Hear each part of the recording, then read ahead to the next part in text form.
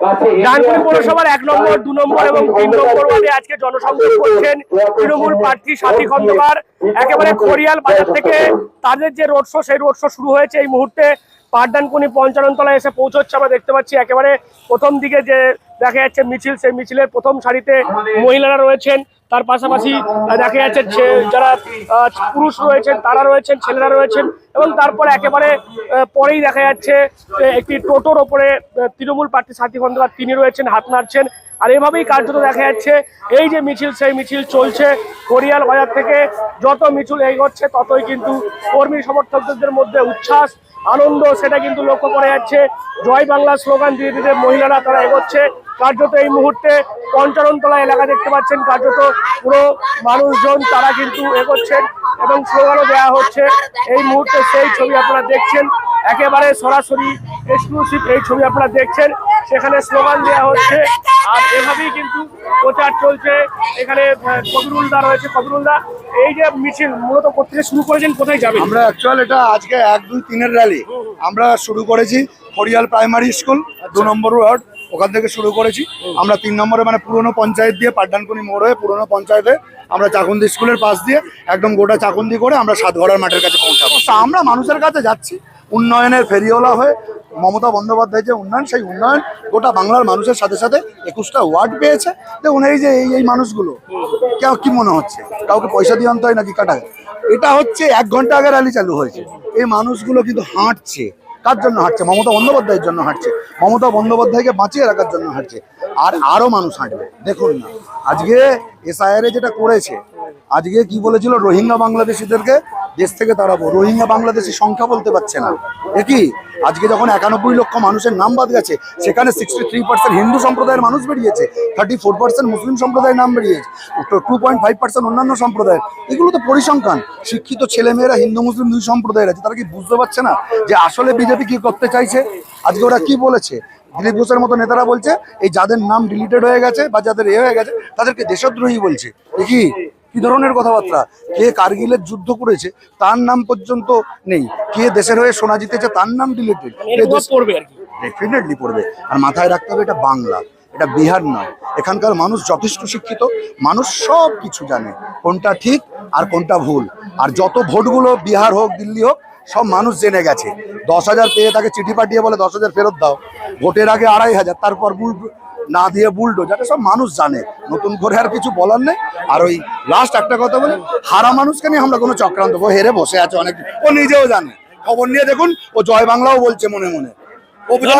বুঝতে পারছেন একেবারে যেমনটা কথা বলছিলাম তৃণমূল নেতা কবিরুল আলমের সঙ্গে, তিনি যেমনটা বলছেন এই যে নির্বাচন তারা নিশ্চিত জয়ী হচ্ছেন। এখানে শম্ভুদা রয়েছে। শম্ভুদা, এই যে আজকে ইস্তিহার বিজেপি প্রকাশ করলো, সেখানে মহিলাদের জন্য দেখা যাচ্ছে 3,000 টাকা তারা ভাতা দেবে বলছে, যারা স্নাতক বেকার তাদের জন্য 3,000 টাকা দেবে বলছে, এবং আবার বলছে নতুন করে 1 কোটি চাকরি দেবে।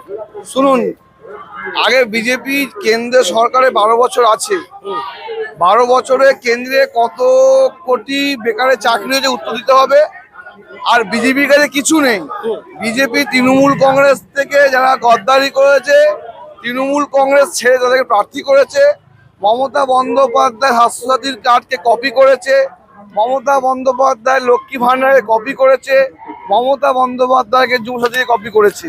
কারণ ভারতবর্ষের বেশিরভাগ অঙ্গরাজ্য মমতা বন্দ্যোপাধ্যায়কে কপি করে এবং তৃণমূল কংগ্রেসে কপি করে।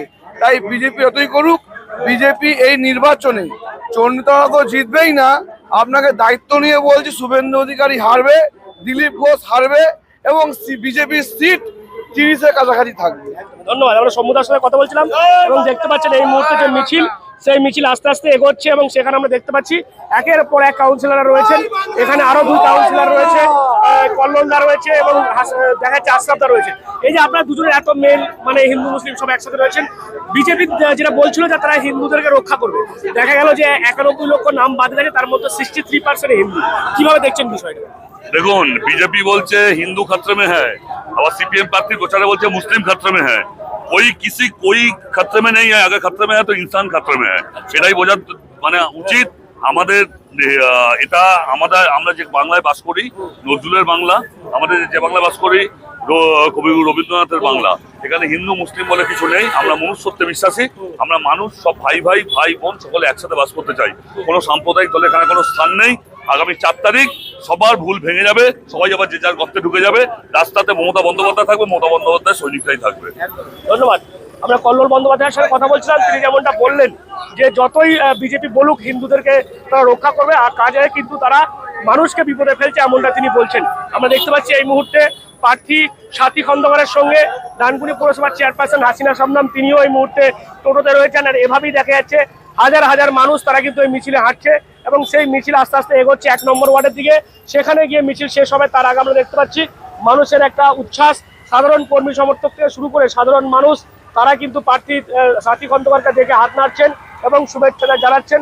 আর এভাবেই যে মিছিল যেটা শুরু হয়েছিল খড়িয়াল বাজার থেকে, সেই মিছিল এই মুহূর্তে দেখা যাচ্ছে 3 নম্বর ওয়ার্ডের যে পঞ্চাননতলা এলাকা সেখানে এসছে এবং সেখান থেকে তারা এগিয়ে যাচ্ছে 1 নম্বর ওয়ার্ডে, এবং 1 নম্বর ওয়ার্ডে গিয়ে আজকের এই যে রোড শো তৃণমূল কংগ্রেসের সেটা শেষ হবে। এবং এই রোড শো থেকে দেখা যাচ্ছে নানান ভাষায় কিন্তু বিজেপিকে নিশানা করেছেন তৃণমূল নেতারা।